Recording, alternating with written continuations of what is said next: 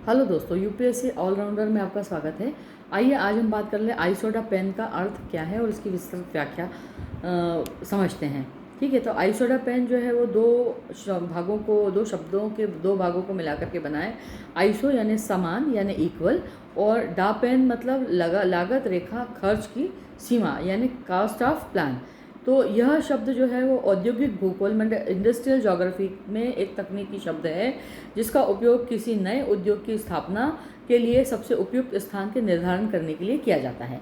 आइसोडा pen क्या दिखाता है? आइसोडा पेन एक मानचित्र पर खींची गई रेखा होती है जो किसी औद्योगिक केंद्र से समान कुल परिवहन की लागत वाले स्थानों को जोड़ती है। यानी इस रेखा पर स्थित हर बिंदु को कच्चे माल, श्रमिक और उत्पादों को बाजार तक लाने ले जाने का जो खर्च आता है उसको दर्शाया जाता है।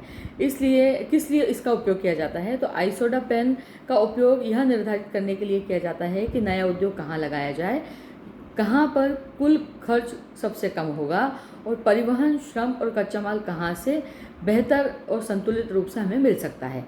ठीक है, तो संबंधित सिद्धांत क्या है? आइसोडा पेन का उपयोग अक्सर अफिलिएटेड वेबर के औद्योगिक स्थान के सिद्धांत पर किया जाता है, जो कहता है कि उद्योग वहीं लगाना चाहिए जहां कुल लागत यानी कच्चा माल, श्रम और परिवहन सबसे कम हो या सबसे सस्ता हो। उदाहरण के लिए इसको समझ लेते हैं कि मान लीजिए अगर आपको एक नया कारखाना लगाना है और आपके पास में दो जगह हैं। कच्चा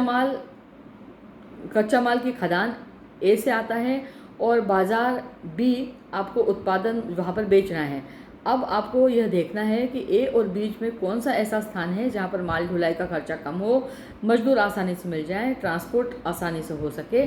तो आइसोडा पेन रेखा आपको यह दर्शाती है कि इन दोनों केंद्रों के बीच किन किन स्थानों पर कुल खर्च जो है वो समान होगा, और फिर आप उसी आधार पर सबसे सस्ती और सही जगह का चुनाव कर सकते हैं। तो आइसोडा पेन मेरे को मतलब उम्मीद है कि आपको समझ में आ गया होगा। ये औद्योगिक भूगोल का पार्ट है जिसमें उद्योगों को कहाँ लगाना है इसकी एक काल्पनिक रेखा खींची जाती है। ठीक है, तो उम्मीद है आपको ये मेरा सेशन समझ में आ गया होगा। यदि आपको मेरा सेशन अच्छा लगा हो तो प्लीज़ मेरे चैनल को लाइक कीजिए, शेयर कीजिए और सब्सक्राइब कीजिए।